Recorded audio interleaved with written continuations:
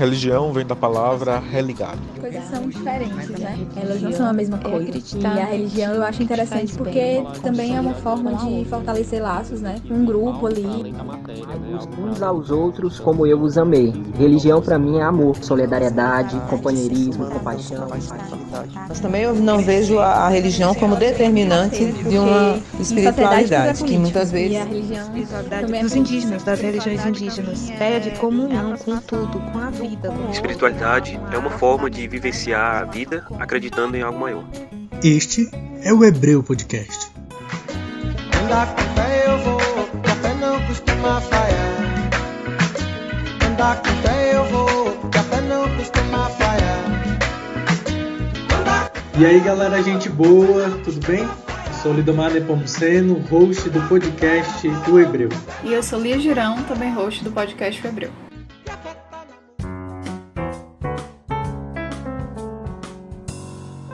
Dando continuidade à nossa série sobre teologias marginais, hoje o Hebreu mergulha numa nova expressão e construção teológica que busca compreender Deus, o sagrado e a Bíblia através da experiência feminina e, para além disso, romper com a imagem masculina de Deus. Ainda partindo da ideia de que a leitura teológica tradicional negligenciou e segue negligenciando agentes fundamentais para aquilo que conhecemos como o reino de Deus, as teologias feministas buscam resgatar uma leitura da vida e do sagrado a partir da visão das mulheres. E é a partir dessa leitura que podemos entender que a Bíblia é também a história da resistência das mulheres através do tempo. Temos na Bíblia narrativas sobre várias mulheres que foram fundamentais no movimento cristão, mulheres que tiveram sua relevância ratificada pelo próprio Cristo e que ainda assim permaneceram sem nome. Mulheres que lideraram, mulheres que guerrearam, mulheres que foram exemplos de sabedoria e que, apesar de tudo isso, ainda foram mantidas às margens da história. Apesar de muito se dizer sobre essas chaves de interpretação serem novas, a luta em torno delas existe há muito, pois as mulheres resistem há muito. Talvez hoje, depois de muita disputa e uma série de tentativas de deslegitimação, exista uma visibilidade maior, fruto da compreensão da importância desses debates. Importância esta que ultrapassa a dimensão puramente teológica, pois dialoga com demarcadores sociais. Fazer uma leitura feminista da Bíblia exige ousadia para questionar a imagem exclusivamente masculina de Deus e também coragem para enfrentar uma realidade em que a teologia é um espaço majoritariamente ocupado por homens brancos, cis e héteros. Compreender tudo isso envolve um compromisso que não se resume apenas à realidade espiritual e religiosa, mas corrobora também na luta por demandas sociais urgentes, como o Estado laico, que é uma das principais pautas do movimento feminista.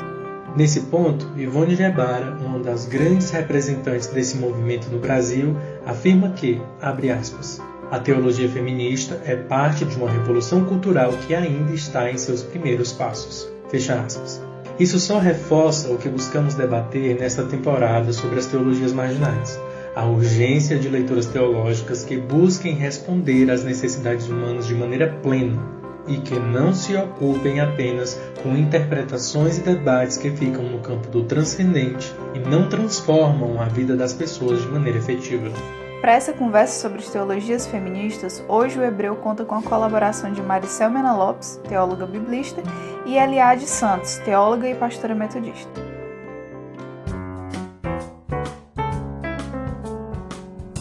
Então, gente, a gente está muito feliz de estar com vocês em mais esse encontro. Hoje falando sobre teologias feministas. Já de antemão a gente quer pedir, se você ainda não segue a nossa página lá no Instagram, segue a gente lá, que é lá que a gente costuma divulgar os episódios quando eles saem. A gente abre as caixas de pergunta para ter a participação de vocês. E lá também tem o nosso link do Telegram, você pode entrar no nosso grupo e lá você pode dar sugestões de pauta, mandar suas perguntas para as gravações. A gente quer que essa construção do podcast seja coletiva. E lá também no Instagram tem o link para todas as plataformas onde é possível ouvir o nosso podcast. E aí, sem muitas delongas, é com muita satisfação que a gente quer passar a palavra para as nossas convidadas. Vou começar com Eliade. Eliade, nos diga lá, quem é você? Bom, eu sou Eliade Dias. Eu sou pastora da Igreja Metodista no bairro da Luz, em São Paulo, coordenadora de um projeto que atende mulheres e crianças migrantes e refugiadas. fiz o curso de mestrado em Ciências da Religião. Me considero uma teóloga feminista afro-latino-americana. Participo de vários grupos de mulheres, né, de alguns movimentos sociais, movimento negro, movimento de mulheres, que estão aí na luta mais do que nunca, né, com a atual situação no Brasil. Obrigado, Eliade. Maricel, por favor, nos diga lá quem é você. Boa tarde, eu sou a Maricel Mena Lopes, como vocês estão vendo o sotaque. Eu sou da Colômbia, trabalho aqui na Universidade na Universidade de Santo Tomás, em Bogotá, mas eu fiz meus estudos lá na Metodista de São Paulo. Daquele tempo eu conheço a Eliade. Também sou uma teóloga negra feminista latino-americana, com trabalho especificamente na área bíblica. Eu trabalho a exegese feminista e a leitura negra da Bíblia, especificamente. Obrigado, Maricel. Mais uma vez, já de antemão, agradecer pela presença de vocês. E a gente já passa para o segundo bloco. Passarei a palavra para Lia. Oi, gente. Só reforçando, né? Muito obrigada pela participação. É um prazer muito grande recebê-las aqui conosco. Gente, a princípio, eu acho que o movimento que a gente está tentando fazer nessa segunda temporada é demarcar, né, algumas coisas.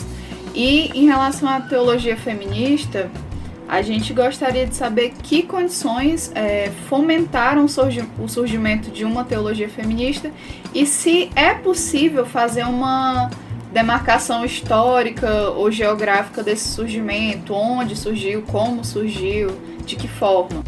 Bom, teologia feminista, eu lembro quando eu estava na faculdade, eu entrei em 87, foi quando eu comecei a ouvir a respeito, né? Ter notícias, mas já sabia que a teologia feminista já estava caminhando a passos largos na Europa, Estados Unidos, tanto que nós começamos a trabalhar grandes teólogas, né, reconhecidas na minha época, né, Elizabeth Schindler, Fiorenza, né, as mulheres que começaram a repensar as questões teológicas, principalmente na área da teologia sistemática e tal. E no Brasil a gente já tinha também um grupo de mulheres já pensando a questão da teologia feminista. Na época era a Nancy Cardoso, a Heidi Jarsgel, a Ivone Gebara e algumas outras mulheres que estavam trabalhando essa forma de pensar a teologia, né? Algumas vezes falava-se teologia da mulher, mas depois ficou firme, né, a questão da teologia feminista. Eu quero falar mais, então, desde a parte hermenêutica bíblica. Eu gostaria de tomar de referência, então, a obra de Elizabeth Cady Stanton, de 1898, mais ou menos, essa obra sai, e ela escreve a Bíblia da Mulher, né? Eu acho que é um ícono para o trabalho bíblico, teológico, feminista, o aporte que abonou essa mulher e tantas outras, né? Já falada pela Eliade, né? Elizabeth Schindler Fiorenza, estou lembrando aqui também vão levar desde a teologia, mas desde a Bíblia aparecem um sinnúmero de mulheres, sobretudo depois do Concílio Vaticano II, tá? Porque o Concílio Vaticano II propiciou a abertura da Bíblia especificamente para o mundo católico, mas é muito importante reconhecer que o trabalho desde o mundo protestante é um trabalho bastante pioneiro, né? Eu também, na década dos 90, comecei a incursionar já com o feminismo, tendo grandes professoras, maestras, amigas, né? Já Eliade falou algumas delas, que contribuíram para a elaboração de uma exégesis propriamente latino-americana. E eu quero falar nisso o aporte justamente de uma revista com a qual eu me identifico e milito, que é a Revista de Interpretação Bíblica Latino-Americana, que é uma das revistas que tem uma larga data e me atreveria a falar que é uma semilla, um semilleiro por o qual passaram muitas mulheres desde a América Latina, né? Trabalhando desde aí, tentando então cortar aquela autoridade que tem na Bíblia e começar a falar, a visibilizar o trabalho de mulheres que estiveram na Bíblia, trabalhando com textos de terror, dando conta que então a Bíblia é um livro misógino, é um livro patriarcal, é um livro homofóbico e tantas coisas. Então eu acho que as mulheres começaram a trabalhar nesse contexto. Mas a primeira revista essa que apareceu foi em 1988. Então quero realçar o trabalho de algumas pioneiras, por exemplo, a Yvonne Richter-Bremer, a Alicia Winters, Carminha Navia, Elsa Tames, mulheres que se atreveram a falar e a deconstruir e a entrar no mundo bíblico, um mundo bíblico que era marcadamente masculino. De fato, as primeiras revistas que aparecem são uma mulher em meio de 15 homens, né? Então é um trabalho de umas pioneiras que se atreveram a trabalhar, a contestar justamente este patriarcado e a visibilizar o aporte das mulheres nos textos bíblicos. Lendo uma entrevista da Ivone Gebara ao Brasil de Fato, ela disse o seguinte, abre aspas, eu militei por muito tempo na teologia da libertação e ela não denunciava isso, se referindo à opressão das mulheres e tal, e eu não percebia enquanto não me aproximei do feminismo. O nosso primeiro episódio da série foi sobre a teologia da libertação e a teologia da missão integral. Uma das pessoas convidadas foi a Thea Frigério, ecofeminista. E falando sobre a teologia da libertação, eu queria saber se vocês também percebem isso, né? Veem dessa forma que a teologia feminista ela também precisou questionar a teologia da libertação, no sentido de, certo, ok, mas e as pautas das mulheres e o lugar da mulher na produção teológica, se vocês percebem isso também? Eu concordo com a Ivone Gebara. De fato, a teologia da libertação não se preocupa pelo discurso das mulheres. Quer dizer, ele trabalhou a partir da categoria pobre como sujeito social. Mas as mulheres nos dimos conta que dentro desses sujeitos sociais pobres estão as mais pobres entre as pobres e entre elas as mulheres negras. Eu lembro meu primeiro trabalho que eu fiz foi justamente o livro de Ruth numa perspectiva negra e feminista. Esse trabalhinho saiu no ano 97, mas eu já tinha pensado no 92 trabalhando com essa categoria. Então, quero dizer, a maioria das teólogas feministas latino-americanas começamos dentro do abanico da teologia da libertação, mas pouco a pouco a gente foi percebendo que somente o discurso da libertação não liberava as mulheres das estruturas de opressão, de machismo e mais concretamente, na década dos 90 a gente percebeu que o feminismo era marcadamente branco também e que tinha um protagonismo de mulheres brancas, anglo-sajonas e foi aí quando a gente começa a visibilizar os rostos das mais pobres, entre eles então as mulheres negras. Também concordo com a Ivone e nessa época, em 90 e alguma coisa, quando sai o primeiro livro sobre teologia negra no Brasil, do James Cone, que saiu pela Paulinas na época, e aí eu comecei a ler sobre as mulheres negras nos Estados Unidos falando, né, a respeito de uma teologia para as mulheres, né, que não se usava o termo feminista, mas o womanist, né, a mulherista, e aí se faz toda uma elaboração teológica também, partindo da teologia da libertação, mas coisa mais latino-americana, mas também pensando nesse sentido de que a teologia negra também não dava conta de falar das mulheres, né? Foi necessário que se falasse um pouco sobre o lugar dessa mulher na teologia negra, né? Então isso também repercutiu aqui para nós latino-americanas, né? Eu lembro que o meu trabalho de mestrado foi uma perspectiva de uma teologia negra feminista latino-americana, né? E quase não se tinha nada escrito na época, né? A não ser a Maricel já estava começando a escrever, já tinha algumas coisas, né, da Silvia Regina, então, mas a gente não tinha muita coisa naquela época. A gente vai acabar retomando um pouco isso mais lá na frente, e a gente queria saber também como a teologia feminista se fundamenta biblicamente, porque uma coisa que a gente está percebendo nessa segunda temporada, trabalhando essas teologias marginais, é que muitas vezes não, elas sempre são questionadas por uma teologia hegemônica que alega que essas teologias não têm fundamento bíblico.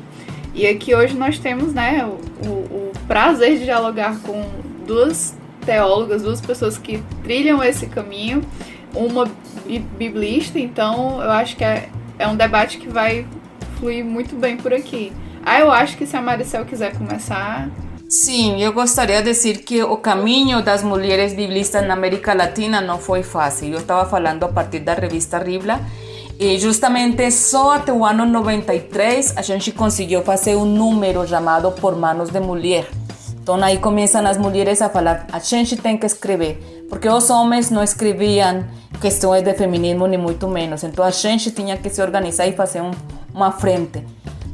Em 96 se faz outra publicação que se chama Porém, mais nós dizemos, em espanhol, pero nosotras decimos, onde ele apresenta uma novidade metodológica. Mulheres do continente latino-americano nos reunimos para pensar o que é uma leitura bíblica das mulheres. E a gente começou a incorporar algumas categorias, como a categoria corpo, a categoria cotidianidade. De fato, a teologia feminista é uma teologia que toma em conta as realidades das mulheres, da pobreza, da exclusão, esse é o lugar. E o espaço, então, o corpo é o lugar de opressão, de apropriação, de abuso, de manipulação, de idealização, não? As histórias cotidianas, então, nos revelam todas essas realidades, aquilo que está escondido, né? Aquilo que não tem sido visto pelas supraestruturas. Ao tempo que a gente reflexionou e mirou que nosso trabalho tinha que ser em toda a teologia. Quer dizer, a gente começou a fazer trabalhos no âmbito da cristologia, fazer trabalho no âmbito da escatologia, daquelas palavrões grandotes que utiliza o linguajar teológico. A gente não fala, então, mais desde a perspectiva da esperança. Foi somente até o ano 1994, quando aparece a primeira revista chamada Mundo Negro e Bíblia, onde mulheres negras, muito poucas, fazendo incursão e falando justamente que a gente tinha que fazer um número sobre a negritude, especificamente, aí foi onde sai um tema da ancestralidade. Depois, no 41, a gente faz uma violência sexista, a gente pega todos aqueles textos de terror forte, de estupro, de mulheres que a gente tem na Bíblia, muitas violações, muitas histórias que continuam e que se perpetuam no tempo, né? Então é assim, a gente fazendo uma frente, porque não foi fácil, não foi que abriram, a gente estava num grupo maioritariamente masculino, a gente colocando nossos temas, então a ousadia bíblica tem possibilitado que a gente tenha um número sobre raízes afroasiáticas, o mundo africano na Bíblia, que a gente tenha um número sobre erotismo, sexualidade, que a gente tenha um número sobre masculinidades, que a gente tenha um número onde as diversidades sexuais comecem a aparecer. Então tem sido um trabalho de muita militância e, porém, mas não deixa de ser, ainda eu me atrevo a falar, ele continua ficando nas esquinhas, nos exercícios por lá, porque não faz parte da teologia oficial. num programa de teologia você não encontra que citem essa revista, todo o que é significado desde 1998 até os dias atuais, ininterrumpidamente militando a favor de fazer uma leitura popular, uma leitura que tenha em conta as vozes especificamente dos marginados, mas com uma cota, como eu falo, de militância, às vezes invisibilizada, mas muito forte, de mulheres que se atrevem a fazer teologia de maneira distinta. Eliade? Não, eu não tenho nada a acrescentar. Maricel é biblista. Só lembrando que quando as pessoas dizem, né, que não tem um fundamento bíblico, é preguiça, né? É só você pegar, ler os textos, né? A gente trabalhava, por exemplo, os textos com as mulheres negras, o texto de Agar, para falar sobre a questão daquela mulher que sai da casa, né, dos seus patrões, entre aspas, e é jogada no deserto. A mulher que foi cortada em 12 pedaços. Então, assim, eu lembro que qualquer encontro ou qualquer trabalho, a Bíblia sempre foi o fundamento, né, para mostrar as mulheres dentro do movimento de Jesus. Então, o grande problema é esse, né, esse patriarcado, né, que existe, esse patriarcalismo que existe nas universidades, nas faculdades de teologia, e que até hoje, em pleno século XXI, a gente ainda não é oficial, né? Se fala que é alguma coisa...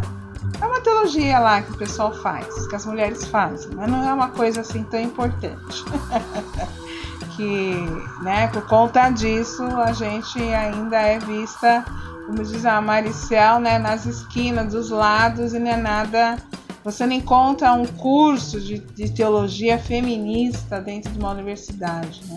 Não, que só Eliade me faz lembrar como nossas leituras têm sido anticolonialistas, porque a Bíblia é um projeto colonial, e isso a gente percebe trabalhando com mulheres negras.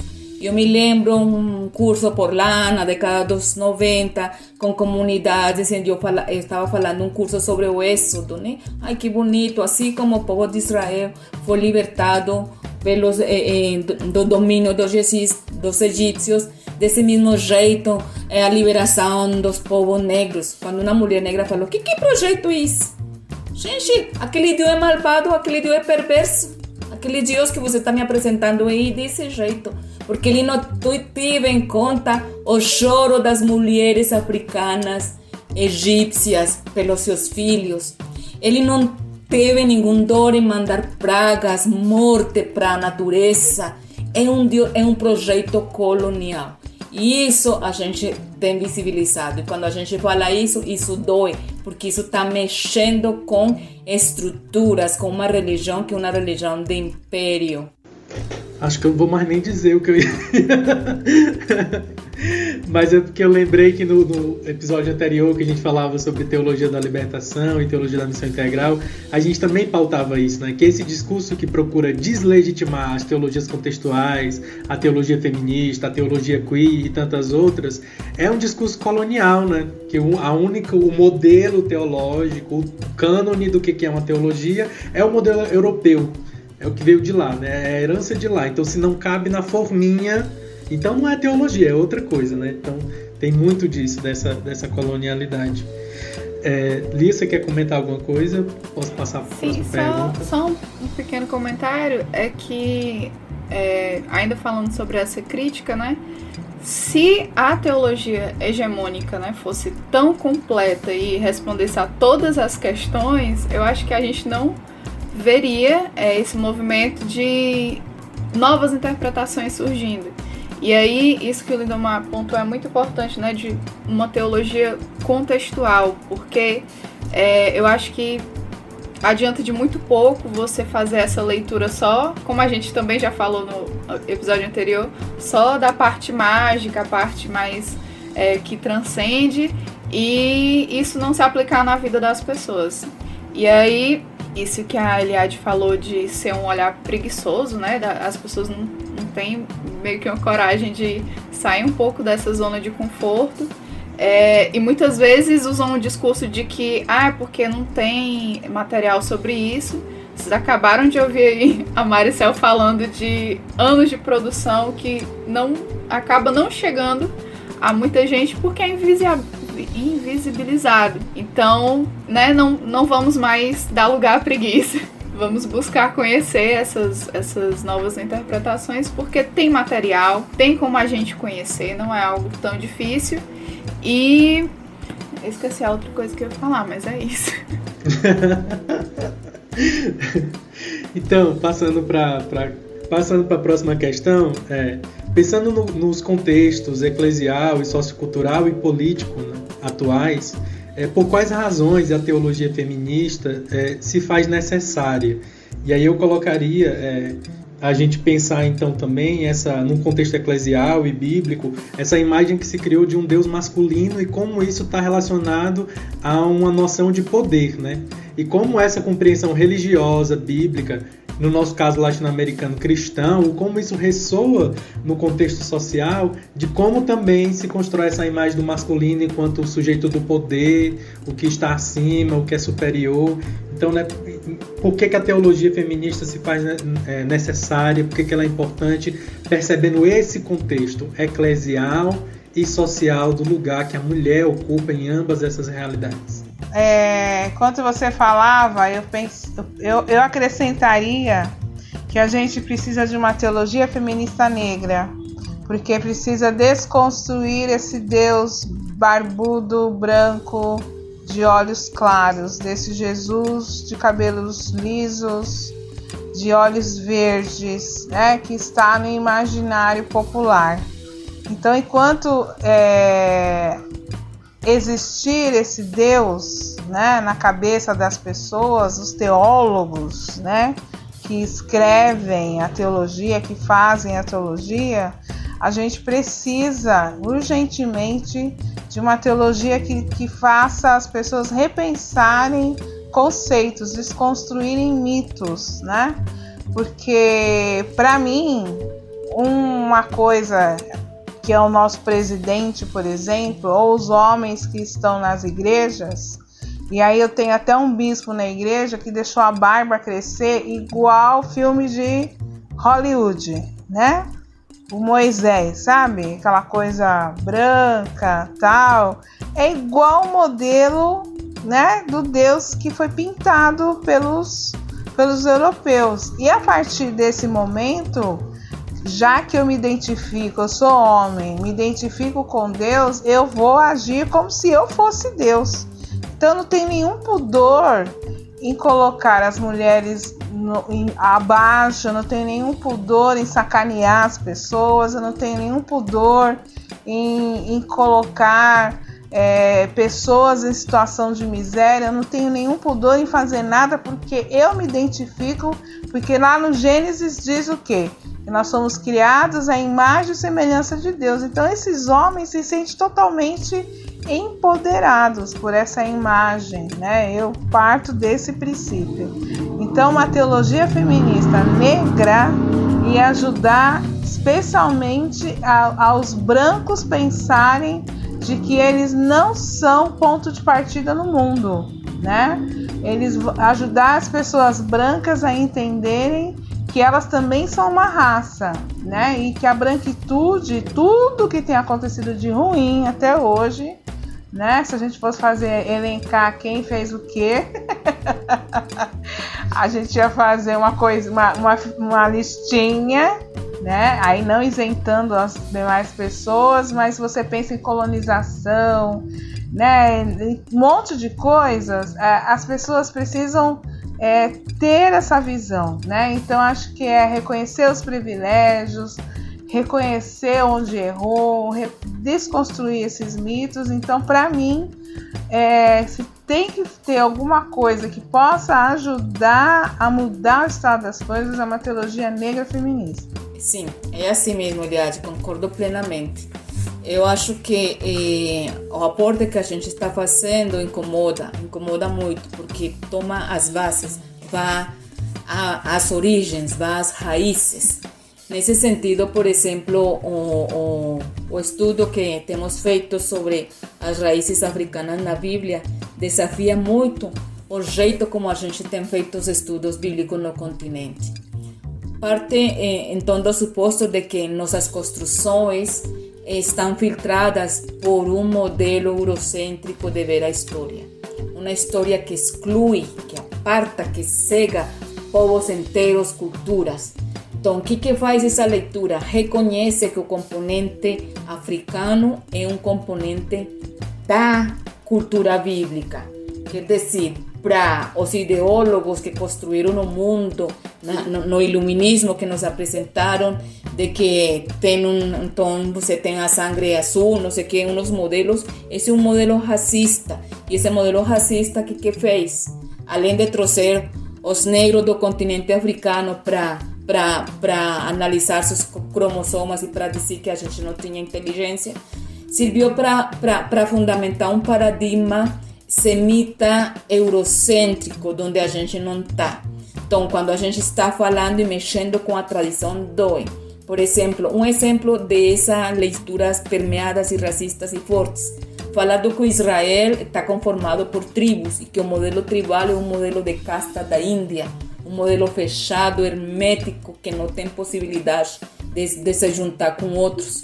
O modelo africano de ver a vida, que para meu modo de ser é o modelo tribal israelita, um modelo de família ampliada, onde o forasteiro faz parte, onde o escravo faz parte, todo mundo é parentela. É um projeto muito diferente. Então, falar de raízes e de construir não simplesmente é encontrar tradições de mulheres e homens negros na Bíblia, que temos e temos muito mais do que a gente se imagina, é também perceber como esse modelo de construção do Ocidente foi sobre a suplantação e o roubo epistêmico das culturas africanas. A biblioteca de Alexandria foi roubada, foi levada para o mundo grego. Tem um autor que se chama Martin Bernal. Ele descobre que o grego é 70% uma língua africana. Mas, claro, apresentam um Egito branco, porque a tendência também está na cartografia de apresentar o antigo Meio Oriente, incluindo a Egito, mas imaginando já um Egito imaginário branco que não sei de onde, porque se você ainda vai para o Egito, você encontra cores muito variados e mais um componente mais negroide você encontra lá. Então, não sei de onde fizeram essa construção para roubar tudo, para roubar as bibliotecas, para roubar todo aquele aporte que se fez nas matemáticas, nas grandes pirâmides, nas construções.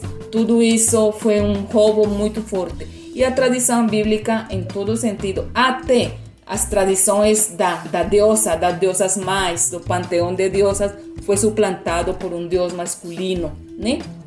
Que corresponde justamente àquele modelo hegemônico. E tem uma teóloga feminista, Sally Matthews, que trabalha os imaginários de Deus e como esse imaginário de Deus patriarcal é aquele que suporta modelo de família na América Latina.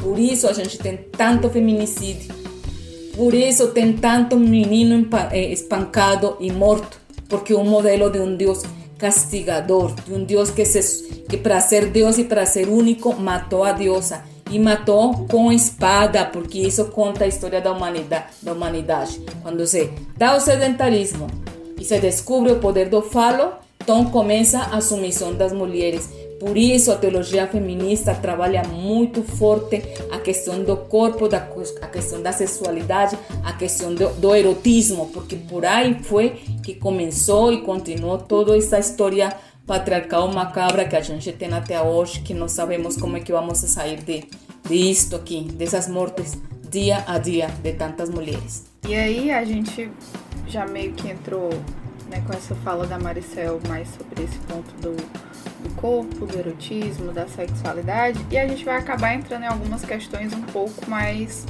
polêmicas, né? Questões que são alvo de reclamações, de ataques mesmo, porque a gente escuta muito que o ambiente feminista é um ambiente em que as pessoas defendem tudo que existe de ruim, o aborto, o homossexualismo, né, com esse ismo no final.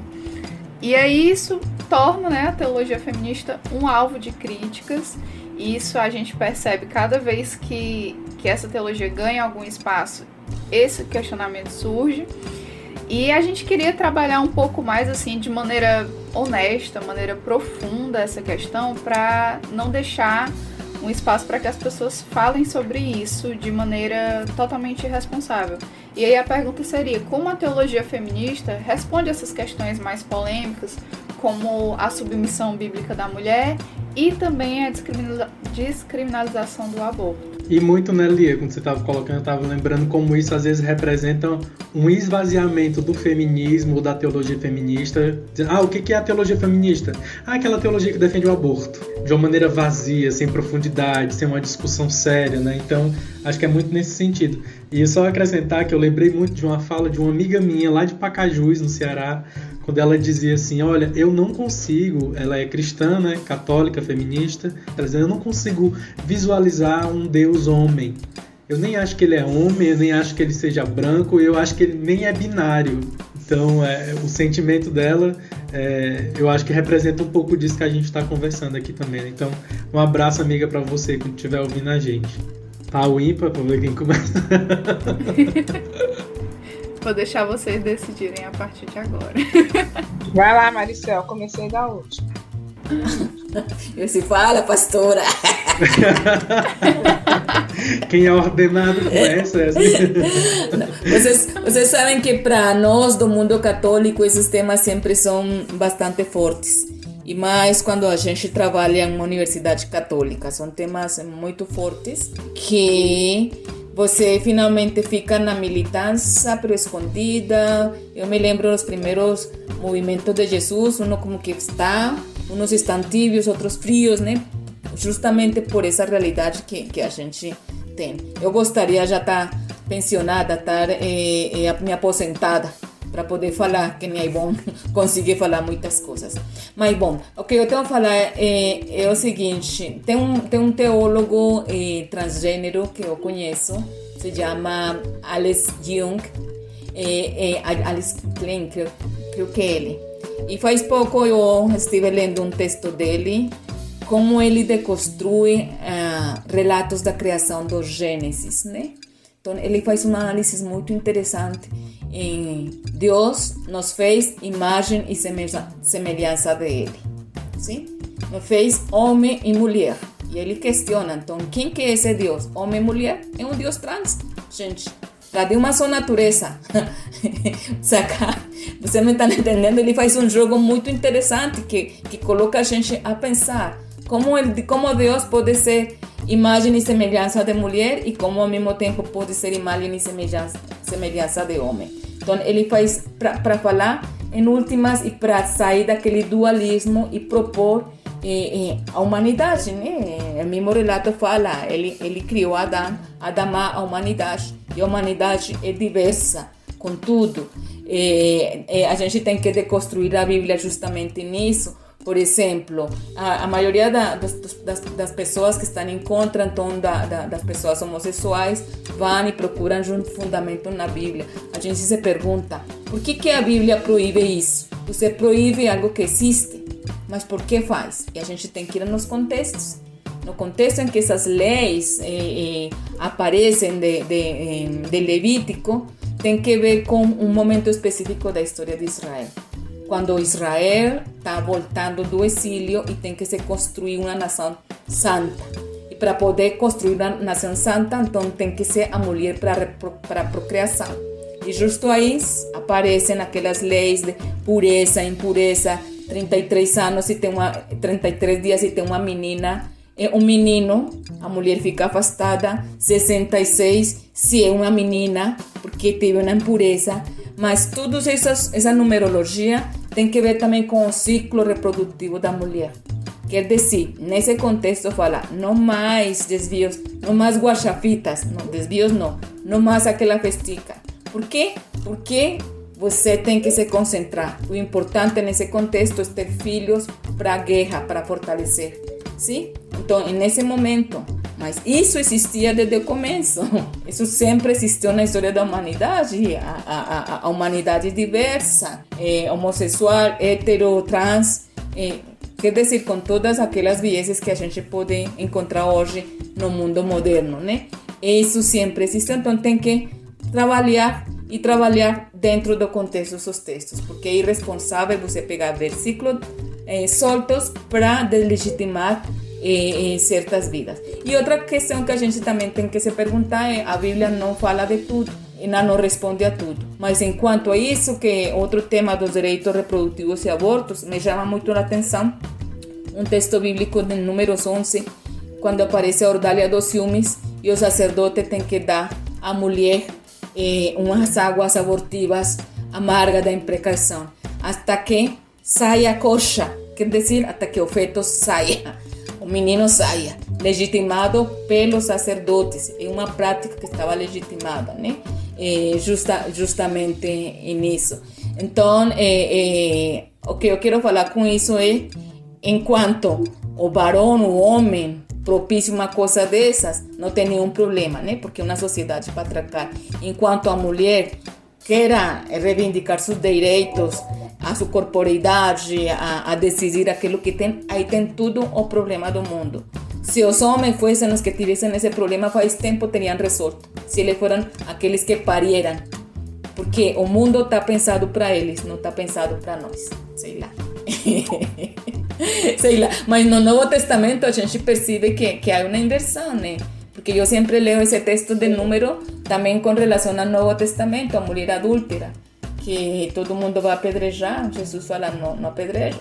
Não pergunta se está grávida, se não está grávida, se vai abortar, se não vai abortar. Esse problema não entra em discussão, porque o importante é a humanidade. E a humanidade é a vida das mulheres, porque a vida das mulheres nessa sociedade não vale nada. Se a mulher está em perigo de morrer, que mora a mulher, mas o feto é o principal, né? É uma discussão muito, muito ampla que a gente tem que ainda discutir muito nos nossos países nossos, não? Cerebro que na Argentina já tenha dado um passo interessante nesse sentido. Eliade. Não, eu concordo com a Maricel. Na minha igreja, na igreja metodista, também, de uns anos para cá, isso passou a ser um assunto polêmico, né? Antes não tinha uma lei específica a respeito sobre a questão do aborto. Eu lembro que até quando a Ivone Gebara foi participar de um encontro na Metodista, o bispo na época disse que não existia um documento oficial. Depois, a partir do encontro de mulheres, da Federação de Mulheres, com 87 mulheres, os bispos resolveram escrever um texto falando contra a questão do aborto, né? Eu também já fui convidada a não falar sobre o tema, mas eu já disse que é impossível eu não falar sobre, porque na América Latina, especialmente no Brasil, quem morre são as minhas irmãs, que não têm dinheiro, que são mulheres pobres e negras, né? Então, isso é uma questão de saúde pública. Como é questão de saúde pública, eu acho que existem lugares em que a igreja, como em outros lugares do mundo, não tem que se meter. Ainda mais quando ela é governada só por homens, né? Então, eu acho que isso é um assunto que cabe às mulheres, né, decidirem sobre os seus corpos. E tudo isso é razão desse bendito patriarcado, né, que a gente tem e que as igrejas influenciam. Mas já diz aquelas máximas, né, que se os homens engravidassem, o aborto era abençoado, né? Então, como são as mulheres, fica mais complicado, né? Então, para mim, é uma questão de saúde pública, né? Então, eu acho que a igreja, ela deveria, nesse sentido, como casamento gay, né? Eu falo, você foi pedido em casamento? Não, se você não foi pedindo em casamento, você não tem que dizer nada. Se você for pedindo em casamento, aí você tem que dizer se você vai aceitar ou não, né? Se ninguém te pedir em casamento, continua na sua. Deixa pra quem foi pedido em casamento dizer ou não, né? E a mesma coisa você quem sabe, né? A gente sabe que os métodos anticoncepcionais são 99%, né? Já aconteceu, tem relatos de mulheres na igreja que tomavam um certo anticoncepcional e engravidaram, né? Uma mulher engravidou até, ela já tinha 4 filhos e foi o temporão dela. Ela engravidou quando ela estava casando a filha, porque ela tomava anticoncepcional e que na época esse anticoncepcional teve problemas, né? Várias mulheres engravidaram porque ele não funcionou e tiveram que pagar, estão pagando até hoje, né? Estudo para as crianças que vieram aí depois, né? Então eu acho que cada macaco no seu galho. Deixa as mulheres decidirem e deixa as mulheres repensarem, né? Mas enquanto a gente não for dona dos nossos corpos, né? Aí fica difícil mesmo a gente ter as decisões a serem tomadas. Eu não sei se a Maricel e a Eliade têm conhecimento, né, esse ano a campanha da fraternidade, né, da CNBB no Brasil é ecumênica, né? E eu só descobri ontem do AUE, da confusão, da perseguição, dos discursos que estão se fazendo em torno do tema da campanha da fraternidade, em torno da campanha como um todo. Caí na besteira de ver alguns desses vídeos criticando e o resultado é que eu fui dormir muito mal. Acordei assim triste, chateado, com raiva, sabe, indignado, porque dentre as muitas coisas que foram ditas, foi criticado porque o documento trazia o termo feminicídio, porque trazia os números do feminicídio no Brasil, criticaram porque o documento usava o termo LGBTQ, e para justificar, Maricel, que o texto não era um documento católico oficial, eles disseram, olha, não aparece aqui Nossa Senhora, não aparece São José, não aparece, sabe? Para dizer que aquele documento não era legítimo, ele não era um documento católico, porque não aparecia esses termos. Olha, mas aparece aqui a Marielle Franco, olha, aparece aqui a Mãe de Santo. E eu me indignava e pensava, gente, isso não é ignorância. Quem está falando isso está falando de má fé.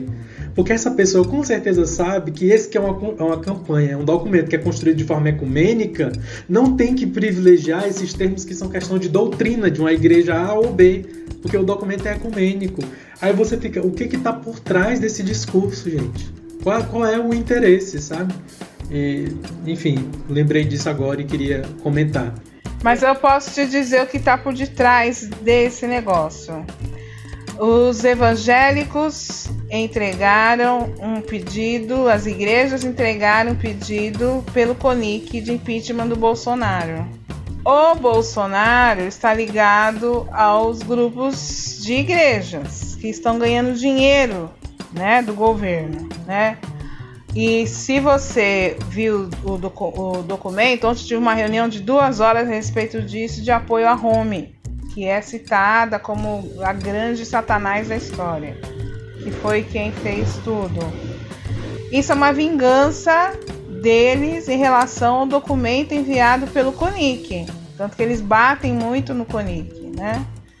Então, assim, o que a gente tem que fazer agora, falar muito da campanha da fraternidade, fazer as pessoas a pensarem, né? Apesar que eu acho que eu já tô com uma certa preguiça em relação ao Brasil, tá? Eu já tô com uma certa preguiça porque as pessoas não refletem, elas ouvem o que chega no WhatsApp, engolem aquilo e fica do jeito que tá, né? Das fake news, as pessoas têm preguiça de pensar, né? Falar, não, gente, peraí, deixa eu pensar. Será que é isso mesmo, né? Será que não sei o quê? E aí, como são os homens brancos que estão falando a respeito disso, isso vira lei, né? Dá o crédito, né? Então, é bem complicado, né? Mas é uma coisa que me preocupa, né? Porque cada vez mais isso vai ficando forte e nós devemos... eu fui convidada a assinar o documento, eu não assinei, porque eu não quero ser a próxima Marielle Franco, sabe? Não quero. Eu não quero morrer assassinada por nada. Eu quero viver, eu quero cuidar da minha filha, eu quero chegar à minha velhice. Mas a gente pensa no Freixo, por exemplo, no Rio de Janeiro, ele está vivo e ele também é contra as milícias, né? Mas matar a Marielle foi uma mensagem para nós, mulheres negras que estávamos, né, ali falando e militando e muitas coisas, né? Então, é mais um recado, né? Então, essa gente não tem pudor. Lembrando que são milicianos, né? Então, é uma coisa bem complicada, né? A gente não pode ser ingênuo que essa gente tá só lá tirando dinheiro, fazendo as coisas e que tá tudo bem. Não. Tem gente morrendo aí, todo dia tem gente morrendo. Sendo assassinado. O Brasil é um dos países que mais mata pessoas ligadas aos direitos humanos. Então a gente não pode achar que são os católicos conservadores que estão sapateando. Não, tem gente muito grande aí por detrás dessa coisa que estão fazendo aí. E a coisa vai piorar. Ainda sobre essa última pergunta, e aqui seria mais uma síntese minha. Eu li a forma como eu tenho conversado sobre isso, que eu não vou nem dizer assim construído esse debate, mas de conversar mesmo com algumas pessoas, porque eu sou evangélica e no meio evangélico que eu faço parte, né, porque eu sou de uma igreja histórica muito tradicional, que por sorte a igreja que eu congrego, ela não compactua assim com o bolsonarismo, esse tipo de coisa, mas reproduz alguns ideais conservadores. E eu acho que uma coisa que a gente consegue notar é essa reprodução desse discurso, né? Não porque a gente é a favor da vida, a gente quer preservar a vida da criança. E quando você coloca a questão da vida da mulher e você questiona, não, mas você conhece alguém que já passou, sei lá, por um aborto espontâneo, por exemplo? Você já conhece alguém que fez um procedimento? Você conhece alguém que tem uma ligação direta com essa questão? E aí as pessoas tendem a personalizar essa interpretação que elas fazem. Então, não é mais a mulher que mata um feto, mas é a minha vizinha que passou por esse processo e que ela sofreu e que eu não gostaria nunca que ela acabasse ou presa ou morta. Então, eu acho que a gente não precisa nem assim ter que imaginar uma pessoa próxima, mas se a gente fizer esse movimento mesmo de construir algo coletivo, que a gente já está entrando aqui na próxima questão, a gente consegue entender melhor as implicações disso tudo. E aí a gente vai falar agora sobre interseccionalidade, né? Que eu acho que foi um ponto que surgiu muito latente aqui na nossa conversa. Temos duas teólogas que se declaram afro-latinas americanas e a gente queria conversar mais sobre a forma, né, como a teologia feminista tem articulado e dialogado com outros debates como raça, classe, gênero. E aí, se vocês quiserem falar mais sobre, a gente se interessa em saber se existe uma literatura produzida por mulheres trans, por exemplo, dentro da teologia feminista. Pois eu fiz alusão a um trabalho das comunidades trans, né? Aquele que eu falei de vocês, do Gênesis. Também conheço um trabalho que não sei se é Sudáfrica, mas também de Sudáfrica, e também conheço o trabalho lá da Indonésia. Um trabalho muito interessante sobre as comunidades indígenas em Indonésia. Eu acho que isso também se repete muito dentro das comunidades mesoamericanas, onde as comunidades indonésias têm um quinto sexo. Não estão falando somente de homem e mulher, sino que estão falando de homem e mulher também em humano. Homem e mulher, mulher-homem, homem-mulher, e uma quinta que seria a trans, né? A transexualidade. Então, e falam de 5 gêneros, ou seja, quer dizer, vai muito mais além do binarismo que a gente está trabalhando. São as comunidades indígenas. Creio que também o aporte do feminismo que se está fazendo com relação ao transfeminismo, la ciber, el cyborg, pensar de outra maneira, né? Então, eu tenho aqui, se vocês querem, eu vou dar umas referências bibliográficas que eu acho interessante, mas que estão trabalhando essa questão especificamente que vocês perguntam. Sim, eu quero partilhar porque faz pouco eu estava dando uma aula em uma maestria e a gente justamente toca este tema, não? O feminismo, o gênero e a sexualidade, a gente sabe que tem se convertido em nosso objeto de preocupação, não somente no âmbito acadêmico, como vocês estão mostrando, sino na prática religiosa, cultural, tem uns efeitos políticos muito fortes. E uma dos teólogos feministas que tomam esta questão trans é o mesmo Paul Preciado. Não sei, antes se chamava Beatriz Preciado, hoje é Paul Preciado. É uma referência muito importante para a gente trabalhar desde esse feminismo trans. Está trazendo umas novidades supremamente importantes, né? Então, a gente temas como misoginia, homofobia, direitos das chamadas sexualidades periféricas, são importantes, não? Temas de direitos reprodutivos, gênero, porque tudo isso tem provocado então toda uma manifestação cidadã e mesmo na polarização, não? Aqui em Colômbia a gente percebeu muito isso, que nos diálogos do paz o problema forte e candente foi porque se trabalhou a mal chamada ideologia de gênero, não? Porque a gente fala ideologia de gênero, confunde teoria com ideologia, né? Porque ideologia é a religião, não? Então, acho que isso está em pauta, está na agenda e por isso a gente tem que trabalhar outros referenciais. Então, dentro desses, o Paul Preciado, também Holland, ele trabalha a política do corpo e faz uma história da misoginia. Helen Caster trabalha sobre o xenofeminismo. Xenofeminismo também, mirando então essa possibilidade de trabalhar desde a mescla, desde as interseccionalidades e entrando com isso.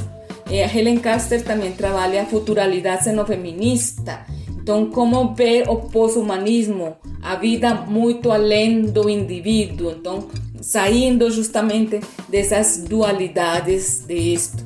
E, obviamente, a gente tem todo o trabalho que tem feito esta mulher, Rosi Brandotti também trabalha a pós-modernidade e está abrindo com todos esses trabalhos da sexualidade, mostrando então novas perspectivas, novas chamadas para a gente trabalhar não somente desde obviamente interseccionalidade, fazendo cruzes justamente com estas realidades da sexualidade, de pensar muito mais lá o futuro desse dualismo que a gente tem aí tão sesgado. A mesma Judy Butler, né?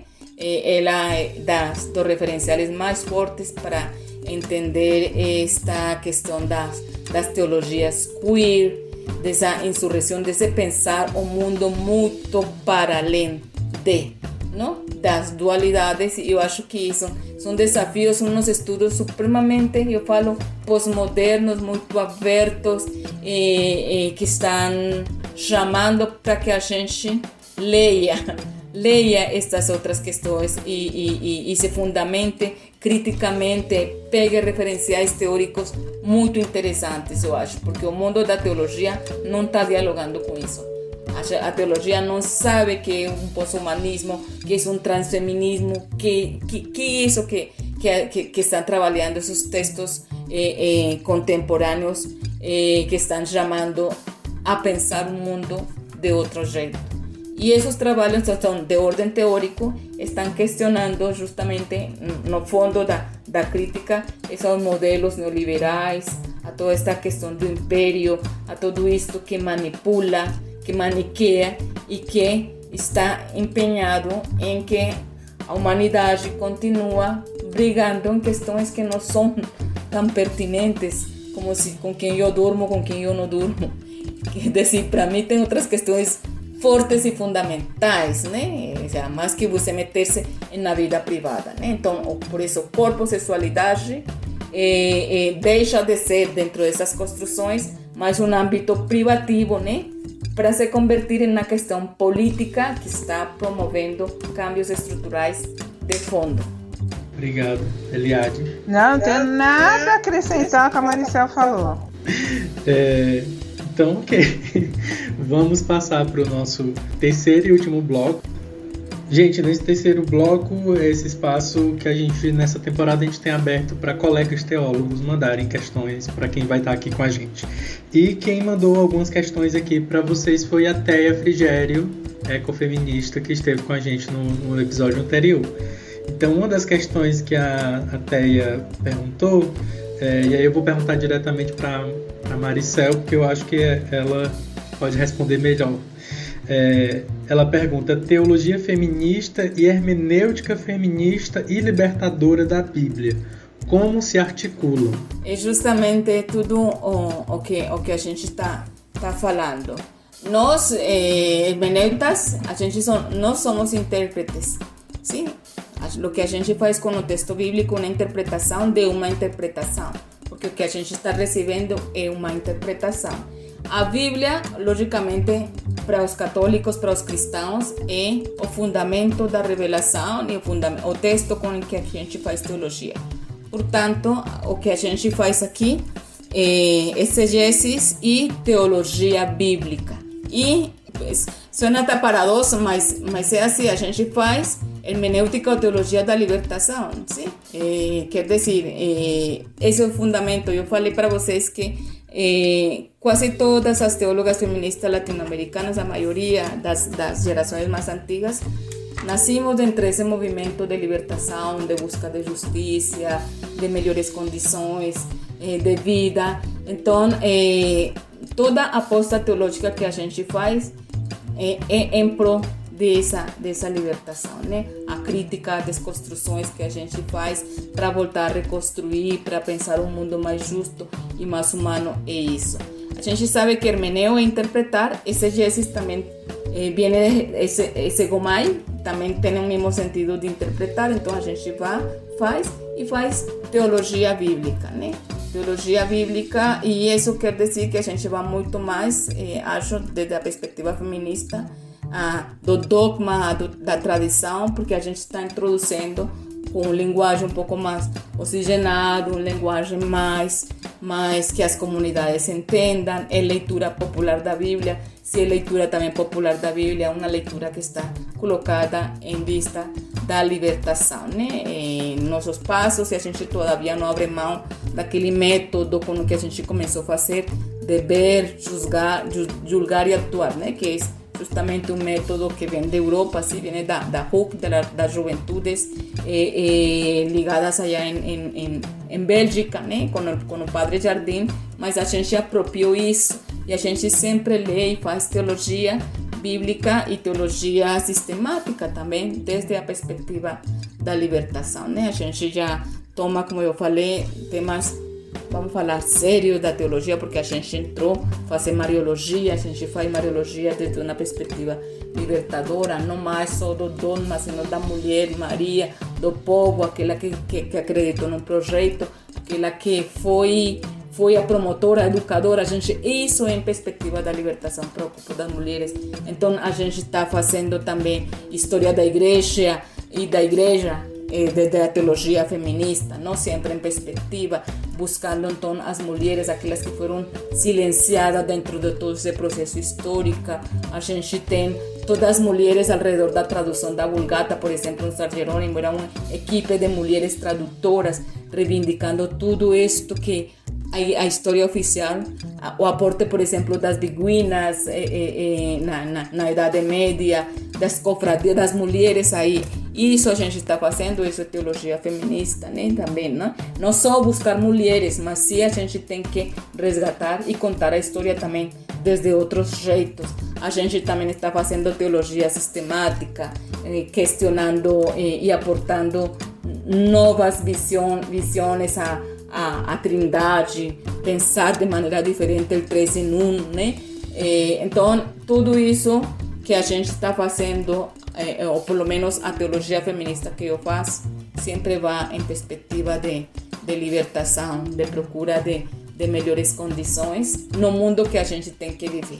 Eu não sei se sou pessimista, e não sei se houve um mundo ideal anteriormente, mas o mundo que a gente ha vivido, está vivendo até agora, é um mundo com muitas aristas, é dizer, não é um mundo ideal, é um mundo que mata, um mundo que a gente chora, a gente se lamenta, por exemplo, em toda a situação que a gente está vivendo agora de pandemia, mas também é um mundo que vive em meio de contradições, e justamente o desafio para nós como teólogas feministas é continuar aportando nessa transformação, reforçando os núcleos, as redes, os trabalhos comunitários com nossas mulheres, que são aquelas que dão suporte para esse discurso, porque não é um discurso, não é simplesmente um escrever bonito. A teologia feminista latino-americana é uma teologia militante, uma teologia da ação, de procura de melhor vida e libertação para nossas mulheres, no caso nosso também para nosso povo negro, para nossas mulheres negras preferencialmente. Então eu vou fazer a outra pergunta e aí vou começar com a Eliade. Outra pergunta da Teia, né? Ela pergunta sobre as feministas pós-Bíblia, né? Qual é a percepção de vocês sobre isso? E as feministas pós-Bíblia? Tem gente que já está pós-Bíblia e que a Bíblia não faz mais sentido e que vai para outros caminhos, né? Pegando outras culturas, outra literatura, enfim. Eu acho que a gente está vivendo um tempo em que tudo é possível.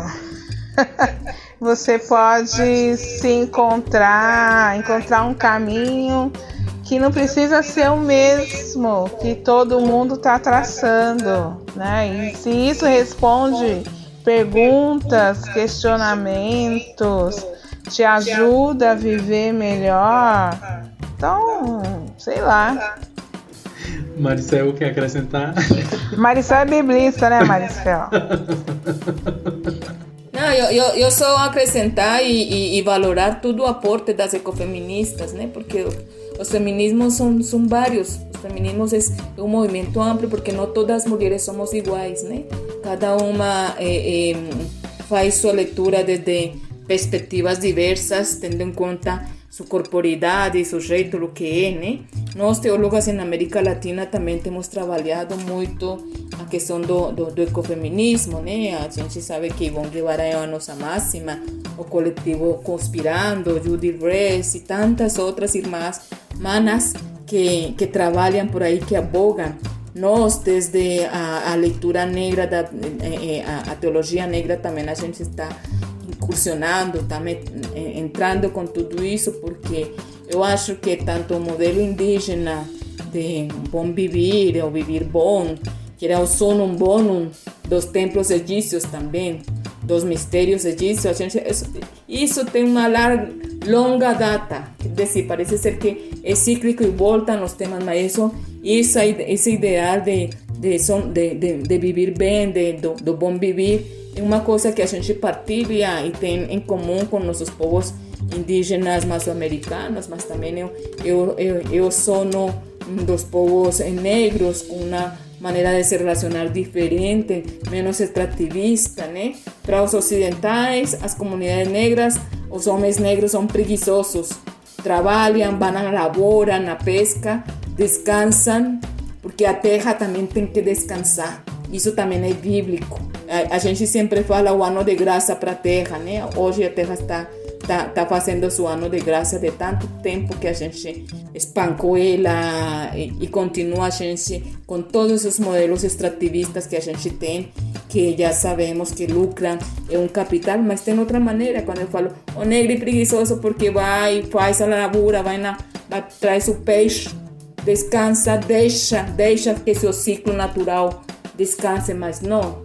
E eu acho que se a gente pensar ao mundo e se a gente entrar e escutar de fato o que nossos povos ancestrais nos estão falando da terra, a árvore como morada dos ancestros, a árvore como o lugar de retorno, a gente reflorestaria muito mais, né? A gente tem como exemplo a Vandana Maathai, não? Que ganhou o prêmio Nobel lá na África, semeando e fazendo isso um mundo mais habitável. Então, o ecofeminismo fala disso. E isso se falou muito antes de que saísse então na encíclica do Papa Francisco sobre o cuidado da terra comum, né? Muitas dessas coisas faz tempo, né? Vandana Shiva e tantas outras mulheres estão falando. Mas quando isso passa ao discurso dos homens, é ecoteologia, é uma teologia séria. Mas é o mesmo que a gente está planejando, falando faz tempo, né? Porque a teologia feminista não é só falar de mulheres, é reconstruir o mundo de um jeito completamente diferente. A teologia feminista abraça a diversidade, fala pelos meninos, pelas meninas, por as diversidades sexuais, por tantos corpos que hoje em dia, em tempo de neofascismos e do rumo que vai tomando o mundo, a gente tem que trabalhar e tem que se juntar muito mais, porque o que vem para frente vai ser pior ainda, né? Eu escutei, né, assim, algum líder religioso falando, por exemplo, a propósito de Biden, isso nova cúpula que vai trabalhar. Não, agora é um circo, isso agora virou um barraco, né? Porque a diversidade, que são as diversidades, né? E desde a gente está falando de questões sérias e o pessoal da teologia vê nisso um perigo, né? Porque é um perigo para o falocentrismo, é um perigo para esse mundo tão androcêntrico, tão patriarcal, é um perigo, mexe as sementes, mexe tudo, né? Então, é isso aí, isso somos uma colcha de retalhos, né? Não sei se se fala, meu portunhol não está mais bom, mas esses retalhos multicoloridos, a gente é a diversidade, a gente é a mistura, a gente tudo isso, né? E por que a religião se empenha quer que todo mundo vista o mesmo vestido, o mesmo traje, do mesmo cor, né? Todo mundo caminha para o mesmo jeito, não? O mundo é diverso e a gente vive em meio dessa diversidade e a gente sonha com um mundo diferente, né? Que não vai ser assim como a gente, como em termos paradisíacos, né? Que vai ver, vamos morrer e vamos chegar. Não, a gente vai construindo naquela teia de relações, nessa búsqueda, nesse encontro em comunidade. É isso que, pelo menos, é isso que eu consigo fazer para que esse mundo seja melhor. Agora, porque tem que ser agora. Obrigado, Maricel. Muito obrigado. Pronto. Então eu vou fazer a última questão. Essa não é mais da Teia, mas obrigado, Teia, por ter mandado as perguntas. É de uma ouvinte nossa. E aí a gente já parte para ir encerrando, né? Então é uma pergunta de uma amiga que enviou. Ela pergunta se vocês acreditam numa real transformação da realidade das mulheres dentro das igrejas, né? Tanto católica quanto evangélica, uma transformação real desse lugar que elas ocupam. E aí eu acrescentaria, especialmente para você, Maricel, se você percebe, se você vislumbra em um futuro próximo a ordenação para as mulheres na Igreja Católica, se você acha que realmente isso faria alguma diferença, se isso é importante ou não, mas queria ouvir vocês sobre isso. Eliade? Eu tenho que ter esperança, né? Pelo amor de Deus. Se eu não tiver esperança, dá-nos. Vamos deitar, dormir e acabar, né? A gente trabalha para que as coisas mudem. A gente faz um trabalho de desconstrução, mas tá bem difícil, né? Mas a gente tem que acreditar, a gente tem que continuar. É a nossa utopia, né? O que me faz caminhar é a utopia de que as coisas vão melhorar, a utopia de que tudo vai dar certo, a utopia de que é possível. A partir do momento que eu não acreditar mais, aí eu tenho que mudar de trabalho e repensar o que fazer nesse mundo. Eu não sei se ser realista é ser pessimista. no sé no sé cuáles son los límites de una cuestión a la otra, ¿no? Pero yo soy realista, por lo menos yo no lo voy a ver, de pronto otra generación después de la mía y ni otra después de la mía va a llegar a ver eso. Pero no sé qué es lo que queremos ver, porque en el plano de la Iglesia Católica ya tenemos mujeres sacerdotisas ordenadas, ya tenemos varias.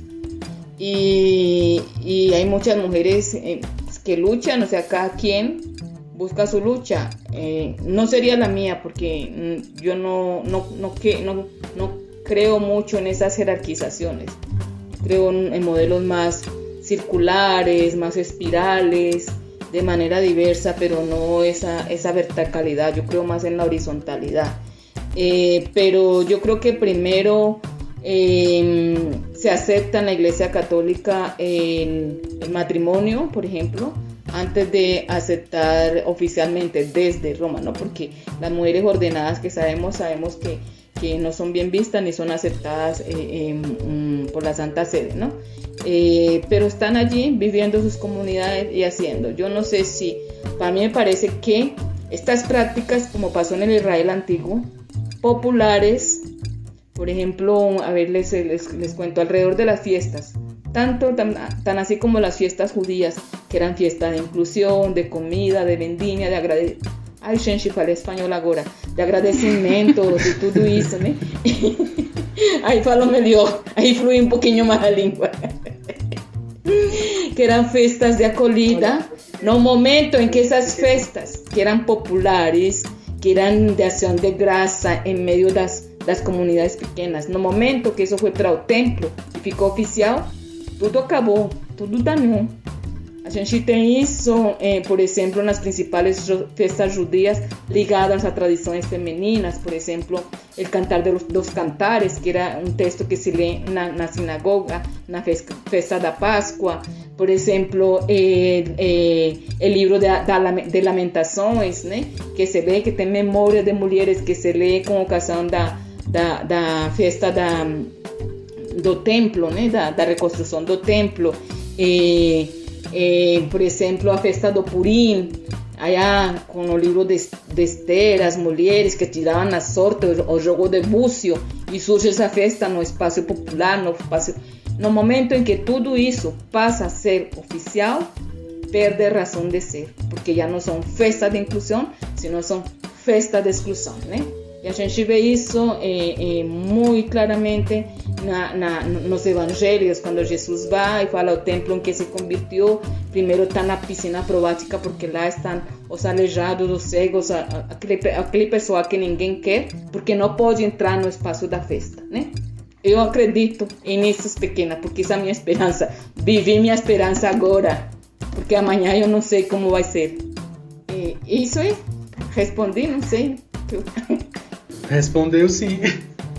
Maricel, eu fiquei constrangida, eu fiquei com vergonha de perguntar, gente, ela tá falando espanhol ou eu que não tô conseguindo mais entender? Mas eu não tava errado não, né? Não. Eu depois percebi que havia mudado da língua. Não, eu pensei que ela estivesse falando em termos teológicos que eu não conheço. Aí eu não vou deixar ela concluir pra ver se eu entendo. Não, gente. Eu já estava aqui pedindo um dom de línguas pra interpretar. Já faz muitos anos. Eu acho que eu saí do Brasil em 15 anos. Então eu falo muito pouco português, né? Então por isso agora se me dificulta um pouco. Mas eu chego lá no Brasil, só tua língua. Aí eu assim falo, tá retado. Mas agora não dá. Não, mas tá perfeito. Se me cruza, tem palavras que eu já não consigo.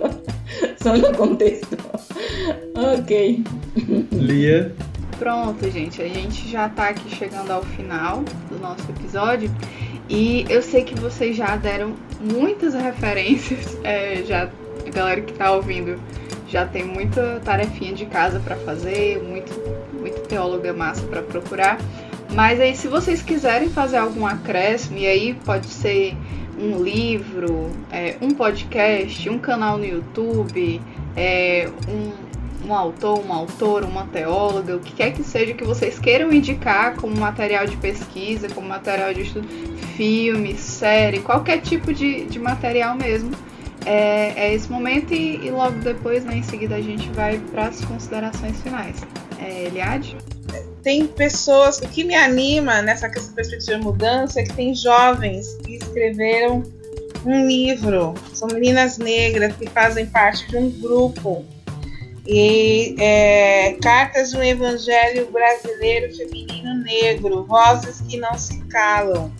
Elas recolheram depoimentos, cartas de mulheres negras das igrejas falando sobre a sua experiência religiosa, né, dentro da igreja. Então, eu acho que é uma coisa para a gente, quem se interessa pela questão da teologia, né, começar a ouvir o que essas mulheres, né, que eu e a Maricel estamos lá, fizemos ciência da religião, estudamos, a gente se matou, a gente participa disso, né, mas é importante a gente também ouvir e ler, né, compreender a voz daquela mulher que está lá na comunidade de base, que está lá, como a Maricel lembrou, né, da mulher que lembrou da questão de Deus, desse Deus que destruiu o povo do Egito, que matou crianças, né, que acho que é importante a gente ouvir, né. Então, foi relançado o livro do James Cone, Teologia Negra, o Deus dos Oprimidos, que é um clássico também, e os textos da Maricel, pelo amor de Deus, né, da área de teologia, de Bíblia, né, que para nós é uma grande referência, né, para a gente poder nos armarmos e nos armarmos, né, intelectualmente, e a gente repensar valores, né, repensar caminhos. Eu acho que isso que é muito importante. Gente, pues não sei, eu não vou eu posso recomendar, mas não tanto do mundo da teologia, gente, porque eu acho que a gente tem que dialogar também com outras disciplinas. E nesse sentido, nas últimas leituras, também pelos cursos que eu estou trabalhando muito as feministas decoloniais, né? Por exemplo, a Maria Lugones, Rita Segato, dentre as afro-latino-americanas, Betty Ruth Lozano, Shukuri, também a Catherine, também do mundo indígena, a Silvia Rivera Kushikanki. Eu acho que elas estão propondo umas questões bem interessantes, ainda que eu acho que se construiu um diálogo muito interessante, ainda que muitas das questões que elas estão planteando das ciências sociais, a gente já fez esse caminho dentro da teologia. Então eu acho que faz falta como caminhar na interdisciplinaridade. Esta Yudelis Espinosa também trabalha sobre o etnocentrismo, os feminismos. Acho que todas essas mulheres, eu acho que estão fazendo umas rupturas bem interessantes que aportam, que ajudam a gente a deconstruir também a nossa teologia, a trabalhar desde aí, mas também deconstruir, e também eu acho que o objetivo também nosso também e a esperança é voltar a construir. Eu fico rindo, por exemplo, a Nancy Cardoso fala, eu escuto Maricel deconstrui, mas depois dá uma esperança. E mesmo que eu sou realista, estou falando, não sei se veja muitas coisas, mas eu, dentro desse realismo, eu sei que minha esperança é viver bem e feliz em comunidade hoje, porque amanhã eu não sei, né? É aproveitar o que a gente tem. Eu não sei, eu não penso mais no mais aí, mas eu sim penso que a gente tem que abonar e deixar um mundinho melhor, algo um pouquinho melhor para as gerações venideiras, né? E também eu celebro o trabalho que estão fazendo muitas mulheres ativistas desde a teologia, as frentes evangélicas, os movimentos que vocês estão liderando lá desde o Brasil. Eu acho que também é muito interessante correr atrás, porque tem umas mulheres novas que estão trazendo umas questões interessantes. E o diálogo intergeracional também é necessário. Eu queria agradecer a Ana Selma Costa, que seria a outra convidada que estaria conosco. A princípio seria Maricel e ela. Ana Selma Costa, que é teóloga feminista, é cearense, para orgulho meu, e biblista. Infelizmente a Ana Selma ficou doente e não pôde participar, então fica ainda assim o nosso agradecimento pela disponibilidade dela e nossas orações pela sua pronta recuperação. E daí também já quero agradecer a pastora Eliade, que topou, né, de última hora, assim, pastora, topa gravar com a gente hoje? Aí eu pensei que ela ia dizer, o que é, como é? Ela, pode ser, de pronto, assim. Então, muito obrigado, pastora Eliade, obrigado, Maricel, e agradecer a reverenda Lília, que indicou ambas também, nos passou os contatos, facilitou. Então é isso, agradecer. Sim, reforçar esse agradecimento do Lidomar, porque realmente eu cheguei aqui nervosa, porque eu sou o tipo de pessoa que uma coisinha não sai como esperado, eu já começo a questionar se vai dar tudo certo, eu tava aqui nervosa, mas graças a Deus, né, tudo fluiu, e eu queria falar do grande prazer que tá sendo dialogar com vocês, conhecê-las, e muito obrigada, de verdade. E aí a gente já passa para as considerações finais, né? É o momento que vocês têm para, sei lá, retomar qualquer coisa que vocês queiram retomar, se despedir do pessoal. Acho que a gente pode começar novamente com a Eliade, passa para a Maricel. Eu quero agradecer o convite, mesmo sendo de última hora, né? Eu falei, eu vou poder conversar com a Maricel.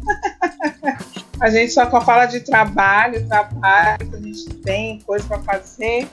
E às vezes a gente não consegue ouvir a Maricel falando, né? Então eu vim mais aqui para ouvir a Maricel, para a gente poder trocar umas ideias e agradecer muito vocês pela oportunidade. Espero ter ajudado, né? Sendo de última hora, espero ter contribuído de alguma forma.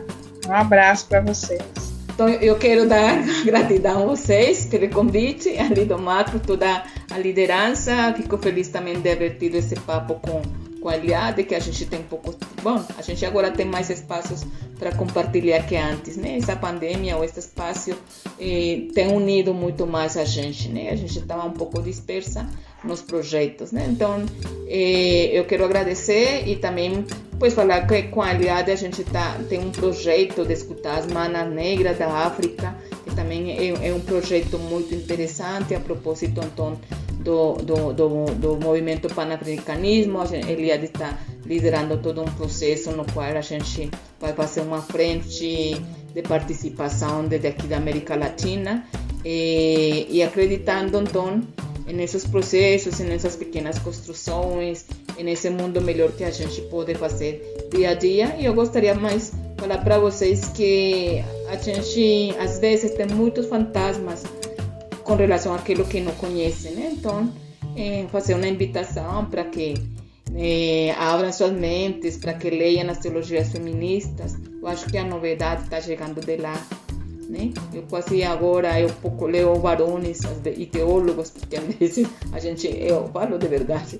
Eu acho que estou encontrando muita novidade em nossas colegas, né? Então, vocês se perdem se vocês não entram e incursionam por estas provocações teológicas que a gente está fazendo em aras de fazer mais reencantada a vida, mais amorosa a vida, mais em parceria a vida, que é o que a gente precisa para acordar cada dia e entender que a gente é parte dessa criação e que a gente tem que cuidar a criação e que a gente deixa de estar assinalando, isso é muito feio, que a gente cuide a língua e entenda um pouco e conheça. Obrigada. Então é isso, gente. Muito obrigada. A gente fica por aqui. E você que está nos ouvindo, muito obrigada por ter chegado até aqui, até o final. Nós pedimos, esperamos que você se cuide, que você se encontre bem. E até mais. Você acabou de ouvir mais um episódio do podcast O Hebreu. Muito obrigada por nos acompanhar até aqui. Se você curtiu, ajudei para esse papo importante chegar para mais gente. Compartilhe e indica para as amizades. Também nos siga no nosso Instagram, que é @ohebreu, que é por lá que a gente continua esse diálogo. E também você pode nos enviar feedbacks pelo nosso e-mail, que é ohebreupodcast@gmail.com. Obrigada e até o nosso próximo encontro.